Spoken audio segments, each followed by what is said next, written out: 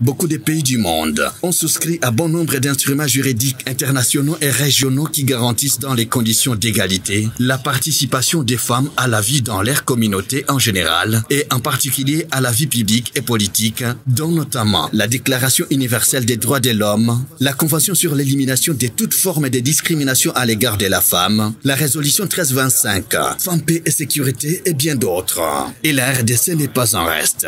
Cependant, il se constate en République démocratique du Congo une faible participation et sous-représentation des femmes dans les instances de prise de décision à tous les niveaux, dû à plusieurs obstacles majeurs, entre autres les normes culturelles rétrogrades qui influent négativement même au niveau structurel. Un comportement qui est banalisé dans notre société actuelle. Mais est-ce que quand nous allons dans les lois, est-ce que ces comportements-là font partie des définitions légales, des faits répréhensibles?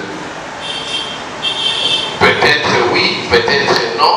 On peut faire l'analogie, on peut prendre ces comportements, on peut chercher à les marier. Mais est-ce que les violences domestiques, est-ce que ces faits-là, en tant que tels, violences physiques, psychologiques, verbales, financières, du partenaire intime ou du conjoint, est-ce que ces comportements-là est clairement réprimé par les textes actuels? Soucieux d'échanger la donne, dans son combat quotidien contre les antivaleurs, à Ouvira, les mouvements Rien sans les femmes, par les billets de son partenaire Sofad ASBL, organise ce 3 décembre un atelier d'élaboration des propositions d'édite portant sur la lutte contre les violences basées sur les genres qui empêchent les femmes de libérer leur potentiel et de participer dans les instances de prise de décision. C'est pourquoi nous sommes réunis aujourd'hui pour essayer de discuter de ces choses.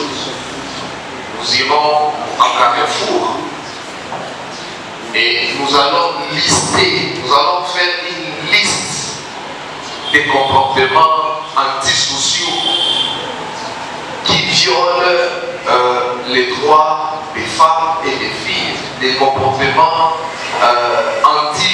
antisociaux qui peuvent être constitutifs ou bien qui sont effectivement constitutifs de violences basées sur les gens, mais qui ne sont pas couvertes par les lois.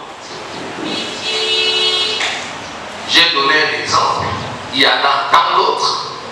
La balle est dans votre camp pour que nous puissions ensemble développer et non seulement lister les comportements antisociaux qui sont des violences sexuelles basées sur les gens, mais qui ne sont pas couverts par les textes des lois. Mais vous pouvez aussi proposer des mécanismes qu'on peut adopter. Des pratiques rétrogrades observées dans les communautés, qui ne sont hélas pas régies par la loi. Ici, magistrats, avocats, les corps de défenseurs judiciaires représentés par les syndics, les membres du mouvement Rien sans les femmes leaders, en présence du maire de la ville, Kiza Muhato, débattent. Beaucoup vient d'être dit. Ce qui a pu retenir mon attention, c'est le fait que nous avons listé quelques éléments qui frisent, quelques éléments antisociaux qui frisent la femme.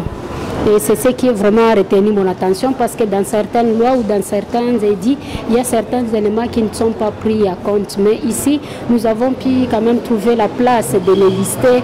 Et si jamais ils seront pris en considération, ça peut aider à la femme à s'épanouir, ça peut aider à la femme d'évoluer, ça peut même limiter la stigmatisation. Il y a certaines lois qui sont là, mais dont la spécificité n'est pas vraiment sur le terrain. Et ces lois sont prises en globalité. Mais ici, nous avons pris le temps de voir quelques-uns. Par exemple, la stigmatisation des actions des femmes. Actuellement, toute femme qui fait une association, qui est dans une association, elle est mal vue, elle est mal cotée, mal jugée.